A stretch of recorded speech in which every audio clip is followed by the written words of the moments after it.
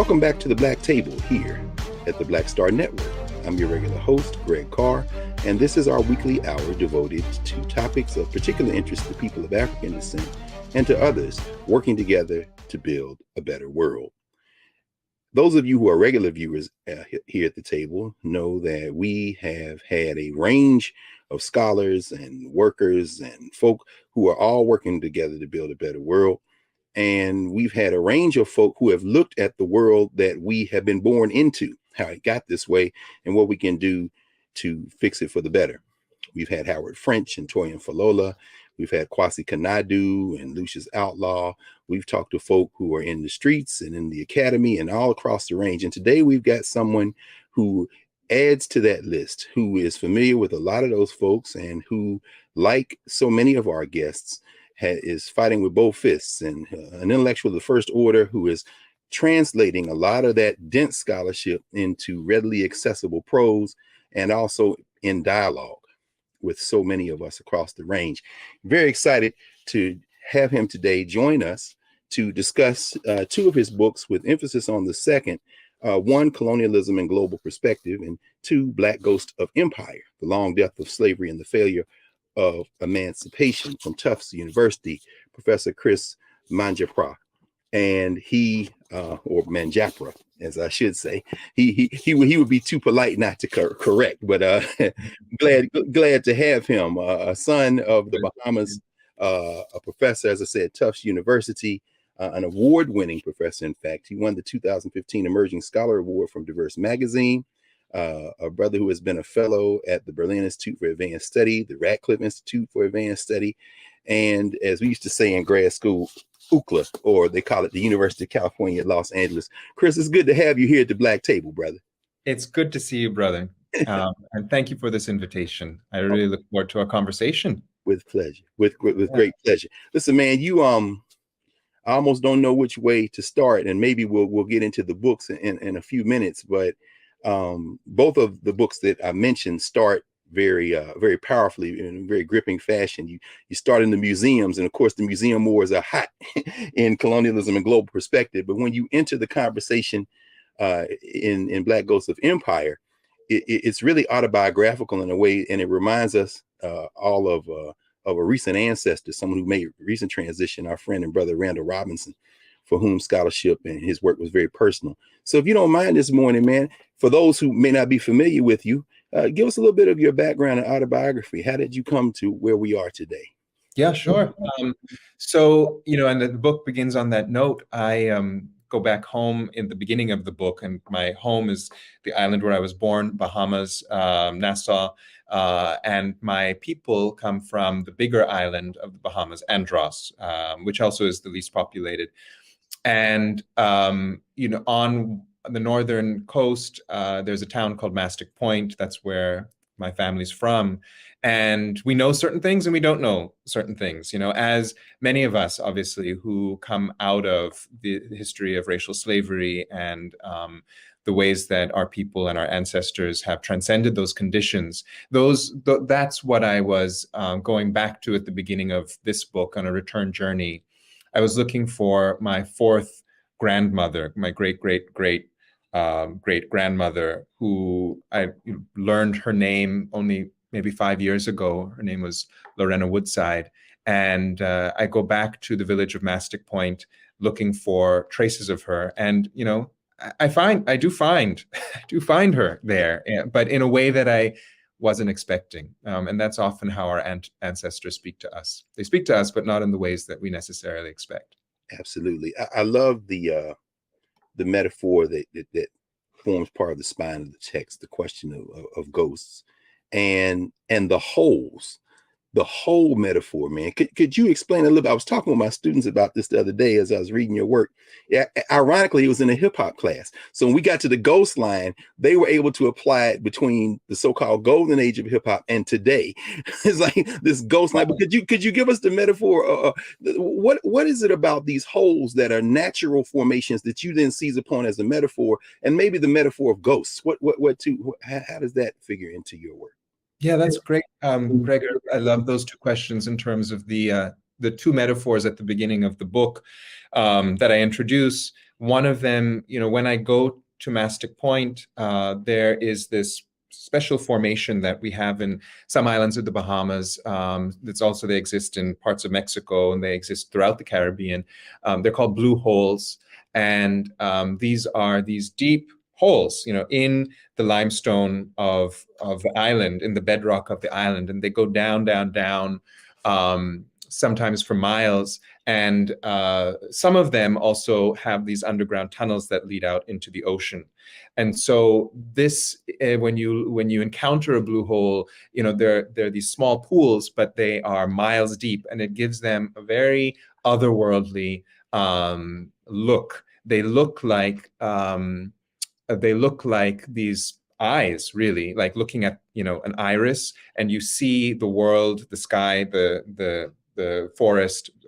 Andros is a forested island with pine trees. You see the forest, you see yourself looking into the hole, but you can't really see what's down there. You cannot perceive what's down there. So it's really quite mysterious and enigmatic. And that's an experience of finding this blue hole in Mastic Point, having spoken to a lot of folks in the village and in various villages looking for my grandmother, Ama Lorena, my fourth grandmother, Lorena, and not really finding the biographical information. People didn't remember her because she died before the oldest in these villages were born. And I was feeling this great sense of loss. Saidi Hartman has a book that begins called Lose Your Mother. So I was feeling that kind of loss of my mother's line.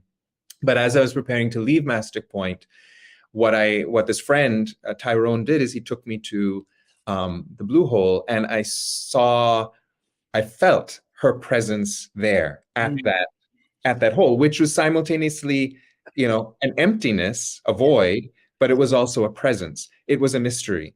And I think that is a powerful experience. And I weave that throughout the book of how people of the African diaspora we have holes in our history, in our personal history, but these holes are not just absence, they're also this mysterious presence. And we can talk more about that. It's, and a lot of the mobilization and the strength that we have and that our people have, I think, comes from these kinds of quote unquote holes.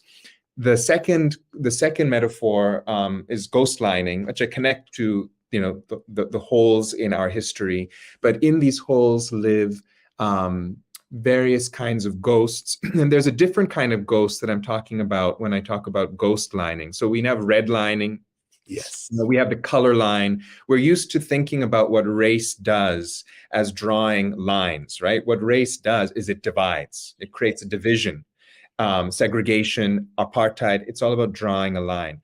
And what I observed at the beginning of this book again is that there's another kind of line that race draws, and that is the ghost line, which is the division between the histories that continually get recognized and are made visible, and the histories and the experiences that are continually actively, made absent and are made invisible. And Black people in countries like the United States and other countries in the world in which there's this long history of racial slavery and its ongoing life, we experience the ghost line continuously in the way the media works, in the way curricula works, in the way political battles work. There's an active work to make invisible our historical experience. And we can talk about how that connects to other experiences, including our spiritual experience, and how other kinds of histories and experiences are made overly visible, are overrepresented.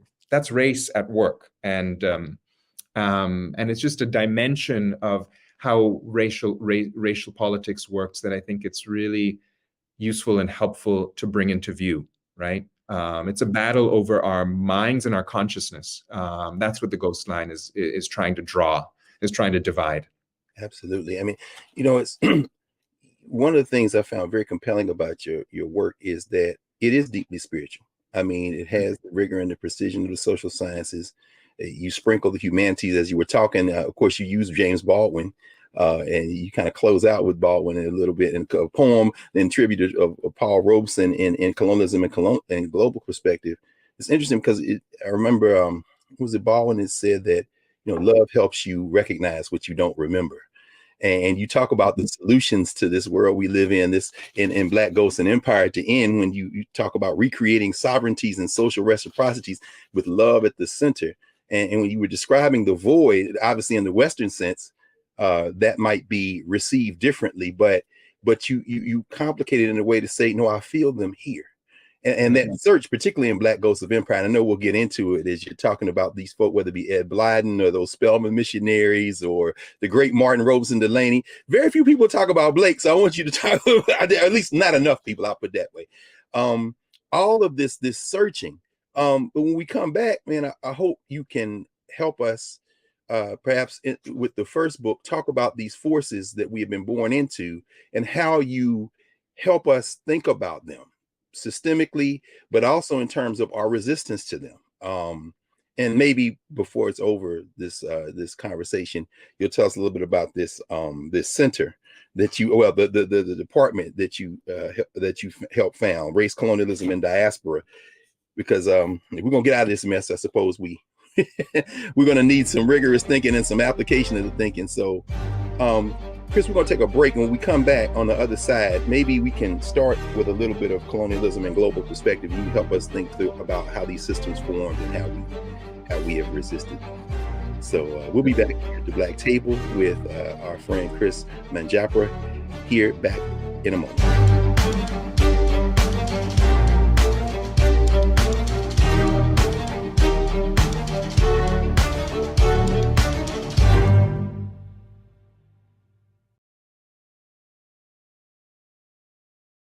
We feel the hidden impacts of climate change that land harder in Black, brown, and Native communities. Not many people talk about it because they clearly don't know our lives. But with President Biden's landmark infrastructure and climate plans, our issues are finally seen. Removing lead pipes means we know our water is safe. Cutting carbon pollution helps our kids breathe easier. 1.5 million new jobs means stable work in communities. The impact we need. Right now.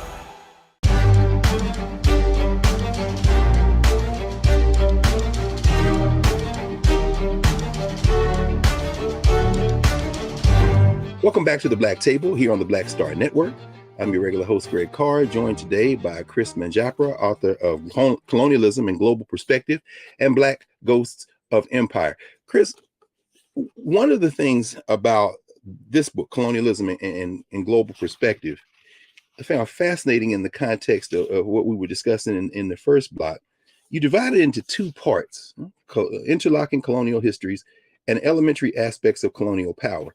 Rather than just go through straight chronology, you're challenging us to reorganize the way we even think about these things.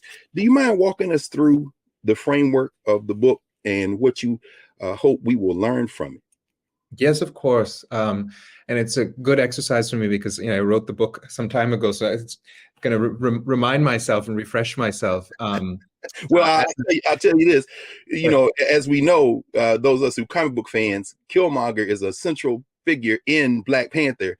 But when Michael B. Jordan played him in the first movie, I don't know that they were going to make him a recurring character. But when he smashed and grabbed that stuff back out of the museum, the Black people were like, yeah. And so they had to bring him back. You opened this book in the museum, man. I said, I like this guy. That's right. Go ahead, please. That's right. Yeah. The brief thing about the intro to the book, and I'm interested in doing more work on this subject as well, is, we don't think about, maybe we do think about, but it's really worth stopping and reflecting on the fact that the history of colonialism has led to a great necropolis, a great hoard of objects, and even of bodies, because colonial powers were collecting the bodies of the enslaved and the colonized and bringing them back to European museums and holding them in these museums. And so when we look at natural history museums across Europe and across the United States, for example, the New York Natural History Museum has a lot of these kinds of objects, which shouldn't be called objects, but rather sacred entities, because many of them are ancestors. United States libraries and universities, hold these kinds of entities as well. What the beginning of the book kind of reflects on, and I use the example of the Belgian Royal Museum, has a lot of materials that it collected from the Congo, and it has a lot of remains of ancestors there. And to think about, to pause, to just stop with that fact, how is it that that's possible? Why isn't there, even more of an outcry that these sacred objects and entities should be freed and returned to their communities? It's happening, and it's happening more than even when the book was being written. But that's where the book begins. Why is it that it's possible for European museums and American museums to even hold ancestral, entities at all, right? Why is that okay? So that's kind of the provocation at the beginning of the book. And I suppose the answer is the fact that we still live in a world in which the systems of colonialism operate. Yeah. Should I talk about what those 4 systems are? That if you don't mind, because I mean, the fact that you start with war, it reminds me of Isaiah. I guess was it? No, I started to say Isaiah Berlin, but I'm talking about the other Berlin. I see his face. That does all the work on enslavement, the ancestor. Now, when he said that this war was undeclared, it was asymmetrical, and it was never a truce. So when you talk about this question of war, settlement, plantation, and port, and then and when you talk in part 2 about these elementary aspects of power, science, school, and debt. Now you can imagine college students have no problem understanding debt. But I mean, please describe to us these systems as you conceive them, and why it's important for us to maybe step back from the number and date kind of history that we typically use to think about the concepts at work in this kind of what Ivan Van Sertima used to call the 500-year room we found ourselves in. Yeah, sure. Indeed, these 4 systems that I talk about at the beginning of Black Ghost of Empire, it's useful to understand that colonialism isn't one thing. It is multiple kind of processes and cunning logics, and we can think about it break it down in terms of processes and projects of war, of conquest. Here, the coming of those initial military mercenaries to Hispaniola, to the Americas, starting in the 1400s. They came to do things that previously were not done. And that's the second big system that I talk about, which is settlement. They came to not only settle, but to eradicate the indigenous cultures very systematically, and to establish a new form of state structure, the settler colony. So the second chapter is about settler colonialism, and that relates a lot to indigenous communities and indigenous resistance. And indigenous resistance was there from the start, as it continues today. And then the third is the system of racial slavery, of which the plantation and the mine are at the core. Plantations and mines are obviously places of extraction, of extreme extraction with the hope of extreme accumulation. But they're more than that. What is unique about racial slavery and why it's different from any other slavery, there are many kinds of slavery in history. Why it's different from any other kind is that it was the attempt to own as a property right, not just human beings, but to own the generativity, the life force of human beings, here African human beings. And that specifically meant the ownership right over Black women's wombs. That's what makes racial slavery distinctive. It's partum ventris sequitur, that law, which is that which follows from the womb is also my property, right? That's the unique piece. And we can talk more about that, but it was a very distinctive kind of cunning logic to own the generativity of Black people by trying to own the womb of the Black mother. And then finally, the last one is what I call the port system, which is the use of new infrastructures, of steamships, of war machines in order to connect different ports and then to move into the hinterlands across the earth. And Asia really became the focus for port colonialism by the time we come to the 1700s. So really the first part of the book is saying indigenous people, Black people, and Asian people, and also European people, because there are many different groups within Europe who are subordinated. We actually all are being, to use that language, locked together. Our histories are locked together through these interlocking histories of the multiple colonialisms. Yes. Therefore, we actually have a common cause to be thinking about in terms of what does decolonization, what does liberation mean if we're actually all linked in a particular way, through these histories. Yes, and it really resonated as well for me when you start talking about these resistances, the various forms, the ways that we resist. What did you call it? Actions and non-participation. So I mean, the whole idea that I simply will not be part of this. We just saw, of course, the Vice President of the United States recently in Africa, and standing there at Cape Coast, overcome with emotion at the beginning. But I couldn't help but reflect on what you wrote with regard to Walter Rodney and the participation of Black elites and how that participation sometimes continues. And even though the vice president's there with a bunch of HBCU presidents, it's very nice. I'm thinking about the underclass in Ghana who is pushing back against President Addo and all them. And then she's in Tanzania, and then in Zambia, where her grandfather was stationed with Kenneth Kaunda. And then, but as you're writing about this question of domination, these questions of settler colonialism, you're also writing about resistance. Yes. So this isn't one of those kind of things like we just know people just took it. And it's really, before we get to even instances of resistance and Black Ghost of Empire, you talk about these logics, these technologies of domination with regard to science, school, and debt. Do you mind saying a word about that, and then we'll take a break and come back? How do those three concepts operate in this field of perpetual violence and resistance that we find? So the brief answer to your question, if there's time in this segment, would be, science created ways of talking about the world that categorized and assigned people into places according to things like skin color or things like, what part of the world they were born in. It created a hierarchy of which white supremacy, was organizing, through which white supremacists were organizing the world. So there was a way that knowledge, that science is playing a role in racialization, and that helped the colonial project.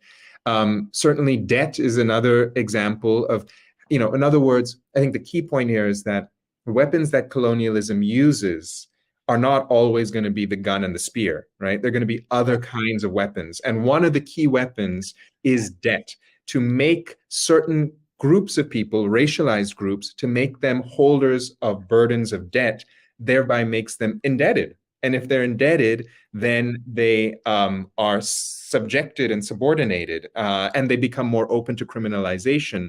So debt is an invention that actually serves the colonial project. And we could think about schools and curricula as another kind of invention that has served colonial. Think about the way we teach history, right? So colonialism is cunning, and it has a lot of different tricks up its sleeve. But guess what? I mean, the colonized people have a lot of tricks up their sleeve too. I think that's really important to emphasize. This is not a one-sided story. Absolutely. Listen, man, let me apologize, Chris, in advance, because those of you, and I encourage everyone to get both books, but particularly the one we've been talking about so far, mostly Colonialism and Global Perspective, Cambridge University Press. There are a lot of our viewers who have gone out and purchased these texts. And please forgive me for you doing a ruthless synthesizing of the main points in an academic text in about. Believe me, as a historian, I love it, because it means people in a little classroom might hear about the material, right? So I'm I'm Okay, happy. good, very good, because that is our objective, brother. We want everybody, we want Cambridge to be like, where are these orders coming from? So, Well, so everybody out there who's listening knows what you can do. You just go ahead, get on the website, order the book. Yeah. Absolutely. So when we come back, we're going to get more heavily into Black Ghost of Empire, so we can talk about these resistances that you literally weave throughout this text. So we'll be back with Brother Chris Manjapra, author of both these texts, in a moment here at the Black Table.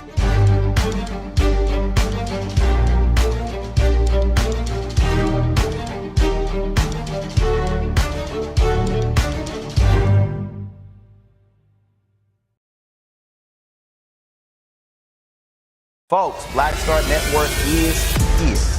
Hold no punches. I'm real revolutionary right now. Support this man, Black Media. He makes sure that our stories are told. Thank you for being the voice of Black America, Roland. Stay black. I love y'all. All momentum we have now, we have to keep this going. The video looks phenomenal. See, this difference between Black Star Network and Black-owned media and something like CNN. You can't be Black-owned media and be scared. It's time to be smart. Bring your eyeballs home. You dig?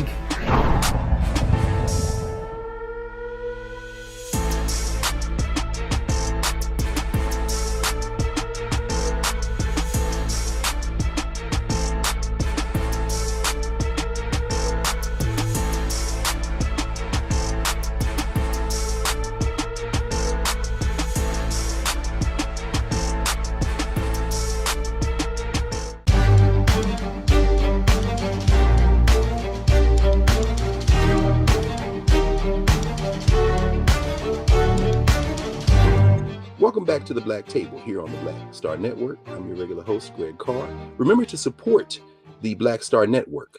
Download the app, join the Bring the Funk fan club, and certainly keep us going, because this is the kind of work that we all are committed to. This is liberation work.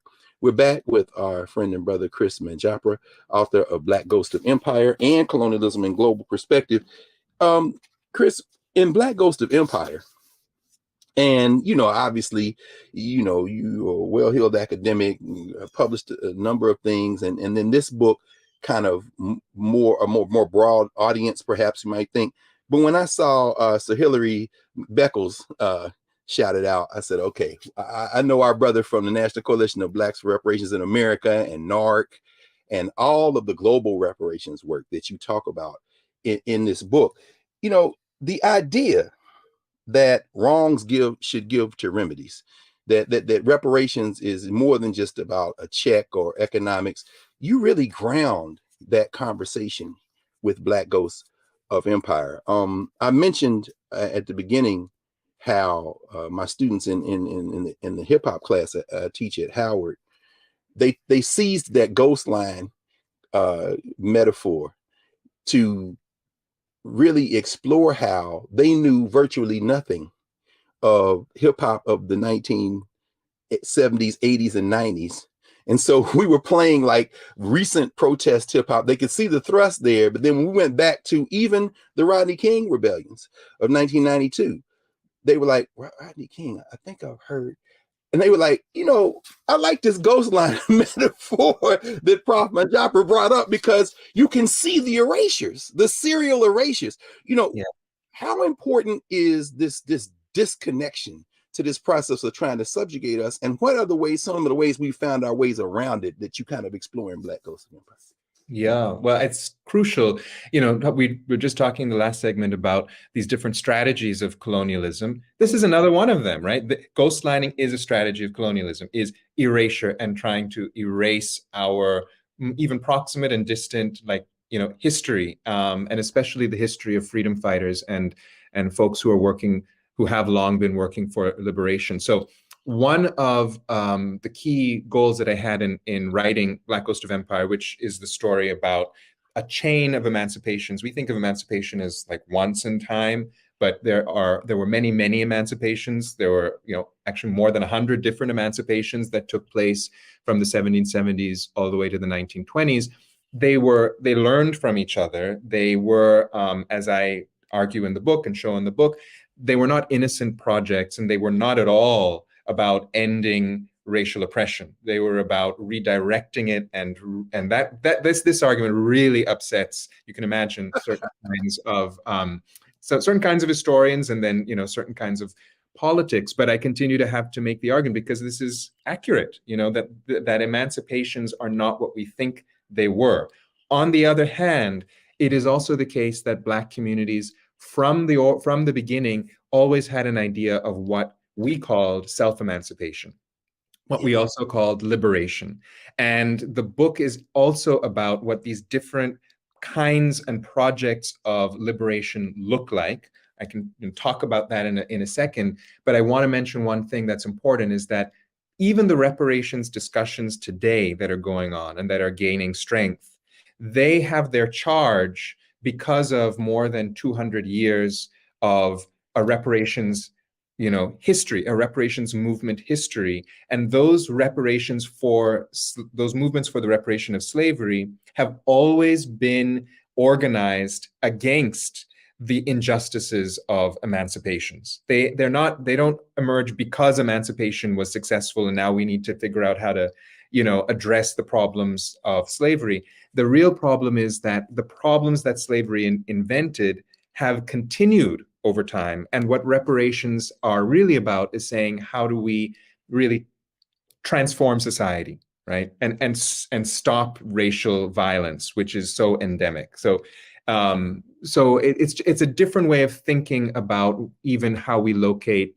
our reparations discussions today and how deeply historical these are. These are built on 200 years at least of activism by our ancestors. Absolutely. And particularly when you delve in chapter 5, from Civil War to Dirty War Against Black Lives, you call the roll, man. I mean, the ancestors, whether it be Callie House and Queen Mother Moore. I mean, I had the pleasure of knowing Queen Mother Moore a little bit. So, from my early days when I was a youngster, man, when you evoke those ancestors, not enough people are raising them and building that connection.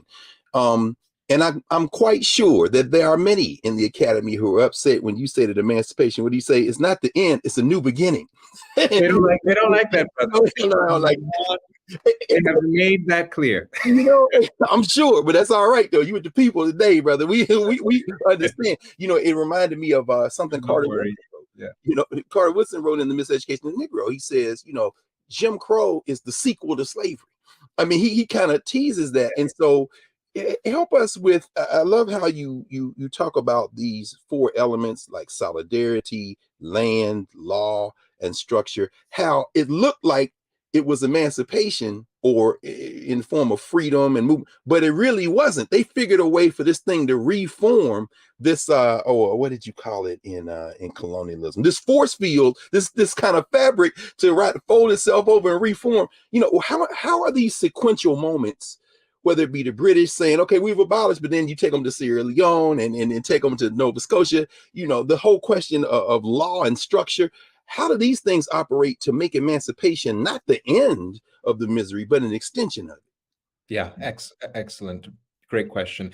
I'm going to say it really in a really short form, and then I want to give the detail after that. So the short form is, when law and policy conspire to solve a problem by excluding the community that has been affected by the problem, that is the beginning of the end of an actual solution. In other words, if you are going to really want to address how do we, repair the harm that slavery has done, then you cannot do that without by excluding the actual enslaved or the freed people who were affected by slavery. It's just not going to work.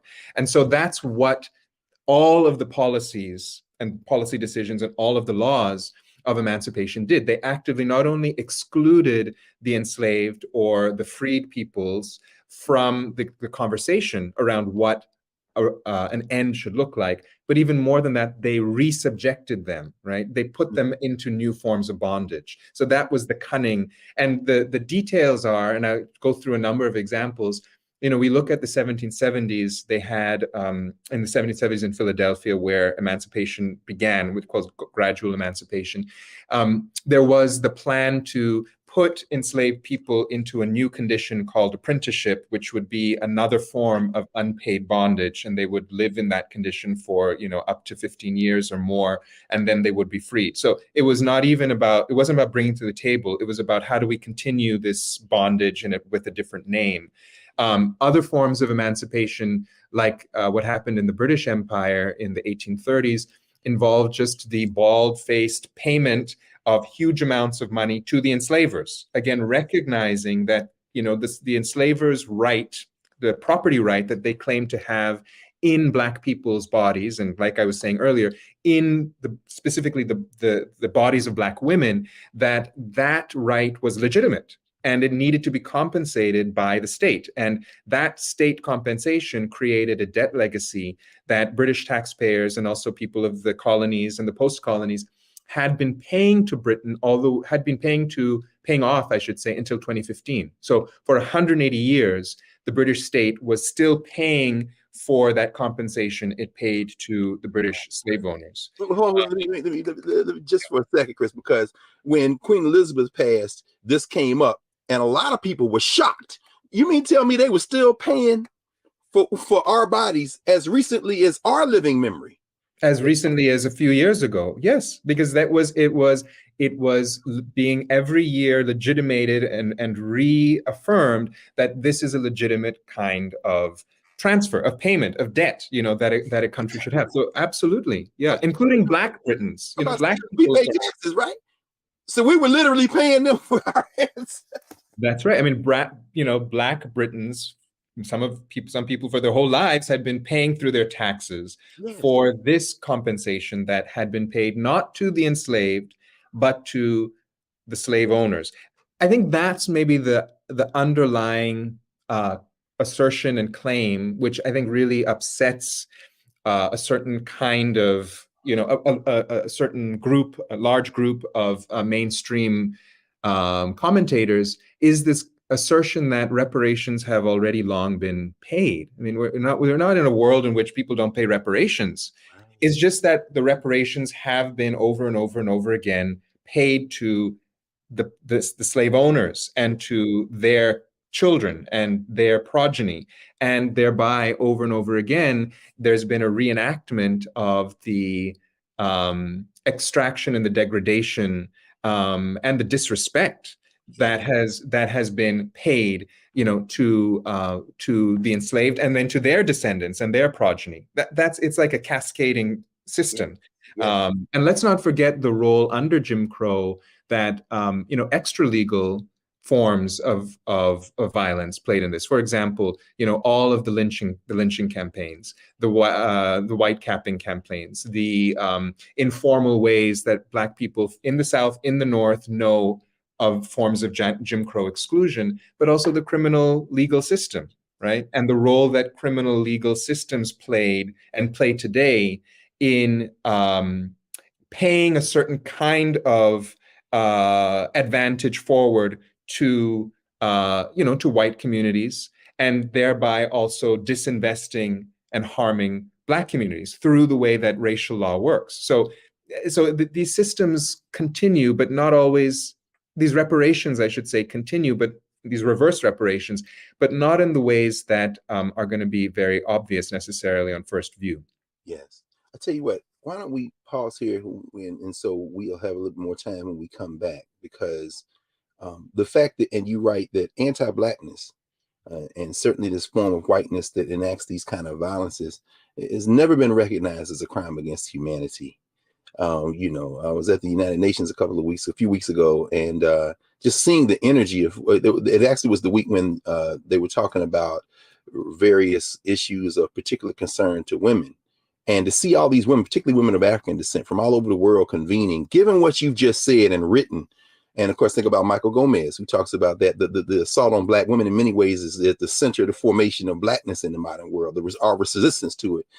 You feel a sense of hope. And I think you write about this hopeful suspension of final judgments. But then you realize that this framework, we're going to have to overflow the framework, because even though the conversation is good, nothing is going to change until the people organize.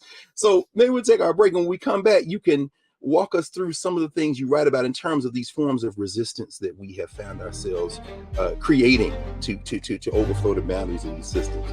So we'll do that when we come back in a moment, in our final segment here at the Black Table with Professor Chris Manjapra of Tufts University, author of the book we're talking about right now, Black Ghosts of Empire, The Long Death of Slavery and the Failure of Emancipation. Back in a moment here at the Black Table.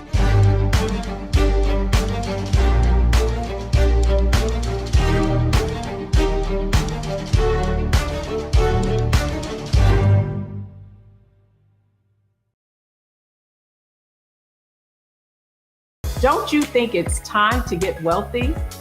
I'm Deborah Owens, America's Wealth Coach, and my new show on the Black Star Network focuses on the things your financial advisor or bank isn't telling you. So watch Get Wealthy on the Black Star Network.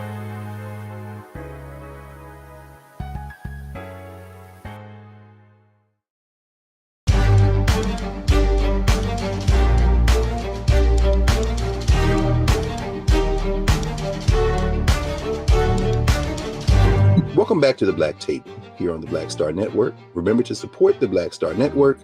Download the app, join the Bring the Funk fan club, tell your friends all over the world. This is the conversation that we're having and the work we're doing here on the network.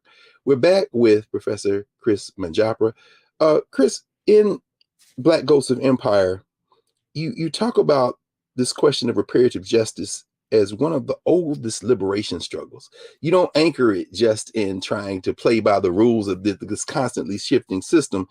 And one of the things that really struck me, because, you know, Black Star Network's anchored here in Washington, D.C., which celebrates every April Emancipation Day, tying to the conversation you were having in Block 3 about how these folk were compensated. Of course, they were compensated here in Washington, D.C., but you talk about this beautiful, watchful witness and how these Africans created these rituals of resistance, man. I myself went to Watch Night in Nashville, Tennessee. Did not know until an adult that was partially because these Africans in places where we were not yet emancipated were praying in that day. Could you talk about, throughout the book, these forms of resistance that Black people create? And that those passages on Emancipation Days, brother, I'll tell you, warm my heart. But please walk us through some of these resistance forms.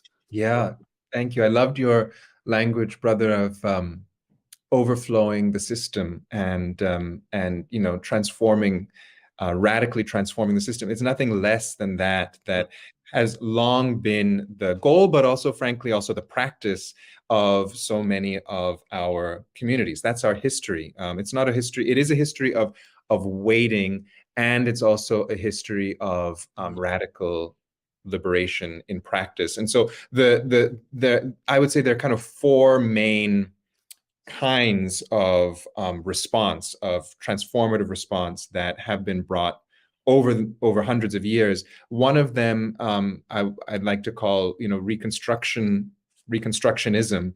And we know that there was, you know, a period of Reconstruction in U.S. history, but throughout time, going all the way back to the time when abolitions first started, Black communities were involved in many forms of Reconstructionism. I'll give you one concrete example, which is that in places like Guyana, in places like Antigua and in Jamaica, when slavery was in the process of ending, Black communities fled, as they had long fled, you know, through being marooning out of the plantations, but they fled to new collective lands, where they then created new settlements. And these were called the freedom villages, the free villages, in which they were restructuring, you know, politics and society in a way that meant liberation to them. So they weren't just waiting, they were creating through these freedom villages.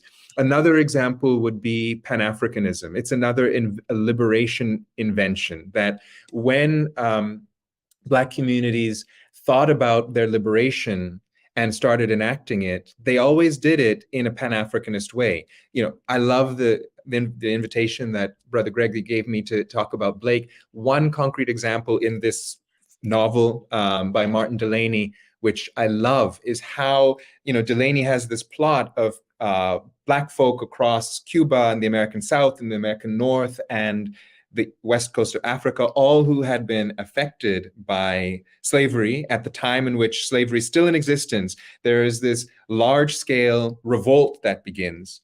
And all of these Black communities, they all reconverge to this new place called Africa, which is he in his imagination locates in Cuba. And he says they're creating a new world. This is Wakanda in a certain sense, and it's a real thing. Was a real and is a real project of the Pan-African power that we have in our diaspora.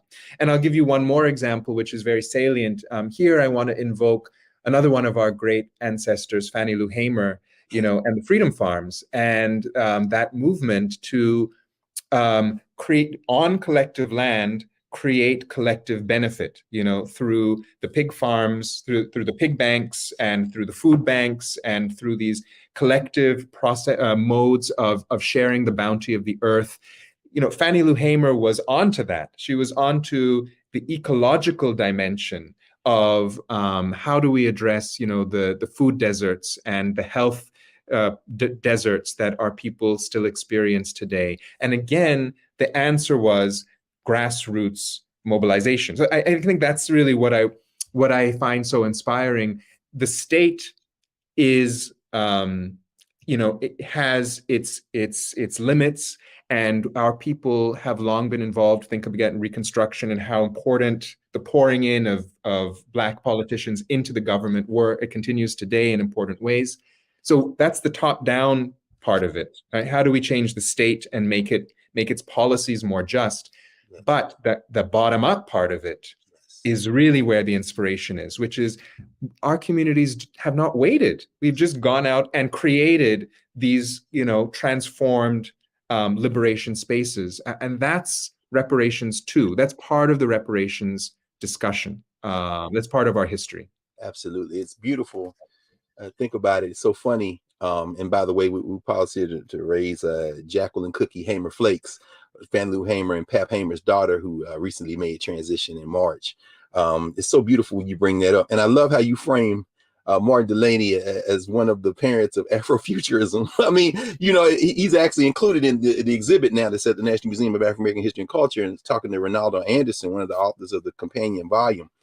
And so it always like, okay, we read Frederick Douglass, sure, we read Harriet Jacobs, but Blake, it seems to me like Blake is the one that the children would love. This guy, Block, is no joke, man. So it's like you go watch Black Panther and then you got to read Blake, right? Because he's there. No question. So I'm sure he's on that wave. Yeah. Taking notes. Go get Blake or the Huts of America, y'all. But you bring the book to a close, evoking something that now everybody knows about in the United States and around the world, increasingly, Juneteenth. You marry Ralph Ellison, which I'm sure if Ellison was here, he might be spinning it. Wait, you just married me to these Black nationalists? Anyway, but I thought about it, man. Last summer, of course, Juneteenth, now a federal holiday in the United States. The Juneteenth flag is red and blue with this white little star in the middle. But these American Negroes made it red, black, and green. You understand? Now, this is not supposed to have anything to do. Could you talk about how Juneteenth and those Emancipation days and this network of this kind of placemaking among African people is kind of representative of this liberatory spirit? And of course, you got Black Lives Matter in here, and in the previous volume, you see the connections, you evoked all that work. How are these things helping us not to wait on anything, but basically repair ourselves, personhood, as you talk about? Yes.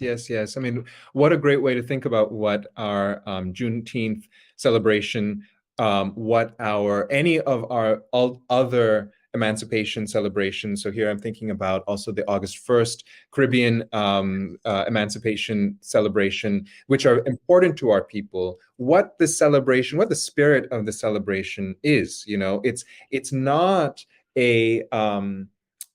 it's not really a celebration of the successful end of racial oppression and slavery. So it's not that kind of a celebration. But what it is what my dear sister and one of our great living thinkers, Black thinkers, Erna Broadbur, who lives in Jamaica, what she says, it's an opportunity for our people to come together and talk about our business. I love that. It's simple and clear language. That's what Juneteenth is about. Any emancipation celebration is about our people who know in our bones, in our fibers, the ongoing history, the ongoing effects, and the unending experience of an unjust social system, for us to come together and to talk about what freedom is, what liberation really means, and what our plans are to make it more real tomorrow, right? Or to sustain also the place that we've gotten to, especially in terms of our consciousness, and preserving preserving the freedom of our consciousness. That's what it's really about. What Erna Broadbent does, and this would be on July 31st, because it's in Jamaica, it's for their emancipation. What she does is every year she holds an emancipation play. And she has, it's in a village in Jamaica, and members of the village and some visitors, they all have a different role in the play. And the play is an amazing, thing, because what it is the villagers speaking to the Queen, right? So here's the Queen of England, the reenactment, and the villagers are not saying, "Oh, Queen of England, thank you so much for giving us our freedom." The villagers are saying, "Well, what is this freedom that you're trying to give us? Why is it that the terms for this are that your planters are getting paid and we're not getting anything?" That reenactment is a way of reopening the question, right? Of what is justice, and has it been met? And if not, well, what's needed to meet it? It's a refresher. It's a refresher for our spirit. That's what Juneteenth is for. Yeah. That's beautiful, and it's so important, as you said, those rights of August 1st, as our colleague, what's Jeff's last name? He wrote the book. He's at Howard University. Jeffrey Kerr Ritchie, right, about that, among others. So these rights are all connected, and it's always so wonderful when people who weren't aware of other rituals become aware of them and realize we were doing this. Oh, this is beautiful. I mean, the difference and the similarity. As we come to a pause for now, because we definitely want you to come back, brother, and have more conversations with us. What are you working on now, man? And tell us, some of the ways, and some of the ways folk can find you and be in contact and share and help in the work. Yes, absolutely. So find me on my website, www.historiesofresistance.com. I think we're going to share that. Yes. Also, I'm also on Twitter at HistResist. I'd love to have your likes, or add me on Twitter. And what I'm working on now, I'm very excited to be working on. Remember, I mentioned Fannie Lou Hamer. So I'm working on ecological resistance, reparative ecologies, the different grassroots ways that Black communities have sought to recreate, to replenish the earth, to draw the power from the earth. How that connects to maroon communities. So this is really, to me, exciting, that, if we think about this long-standing way in which Black and Indigenous communities have responded to racial oppression by, number one, fugitivity, right? Running away from the plantation. And then number two, reconnecting with the earth. And how many of our rituals and our rites are about reconnecting those relationships with the earth and with other species. That's what I'm interested in learning more about, and there's a lot to learn, especially when once now I'm looking to try to meet some of the amazing plant healers that we have in our communities, people who know what it is to listen to the plants, and the plants tell us what we need for our bodies. It's a whole other way of thinking, and we have those potentials for repair in our traditions too. So yeah, ecological reparations. What does that all look like? That's where I'm headed.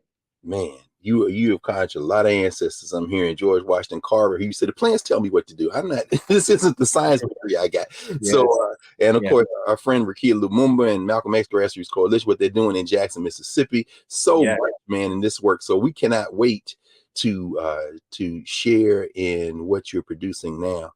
And we're glad that you came and joined us for this hour, Chris, and we want you to come back soon. This is our brother Chris Manjapra, who is the founding chair of the Department of Studies in Race, Colonialism, and Diaspora at Tufts University, also professor of history. author of the 2 books we've discussed today, and most importantly, a thinker who is deeply connected with our ancestors, with what we're doing now, and projecting into the future a true human liberation. So thank you for joining us today, brother. This was great. Thank you very much. Thank you. Of course, we'll be back in a moment to clear the table. We'll have some final words. We'll draw from Professor Manjapra, in fact, from Black Ghost of Empire to close the show, and we'll get ready for next week. Back in a moment here at the Black Table.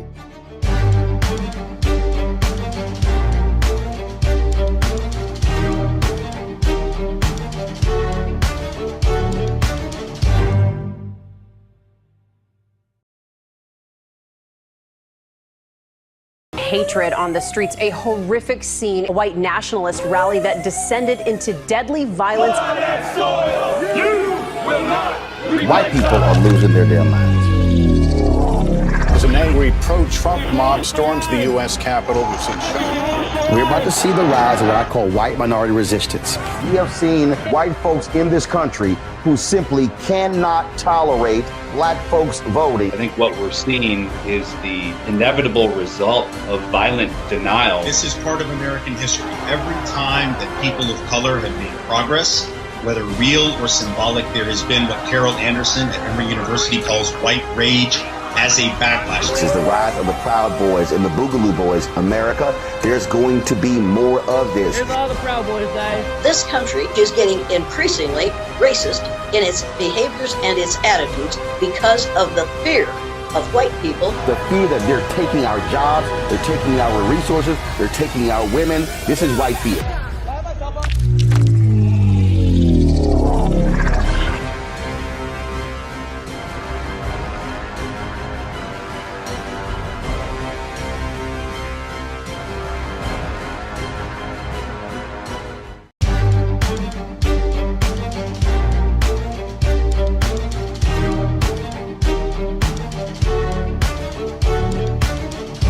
Back to the Black Table here on the Black Star Network. Remember to support the Black Star Network. This is independent journalism, Black owned and created. Roland Martin, the curator of the Black Star Network, himself from Houston, the son of Juneteenth. As an African person born there in the South, he reminds us all the time, self-determination is the best way to go. We've spent a very important hour with Professor Chris Manjapra. We're very glad to have him. And in fact, let's close and clear the table with words from Black Ghost of Empire. Professor Manjapra writes, history's unendings demand that we linger with the voids and not look past them. And history requires that individuals, institutions, states, and international organizations participate in reckoning with reparations for slavery.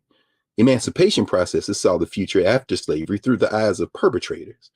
Justice requires the proper readjustment of the relationship between all of us, affected by the legacies of slavery, to something more human, something more than human, so that we may make something shared and new together from all the plundered parts. We'll let that linger. Y'all get these books. Table is clear. We're going to see you next week. Thanks for joining us.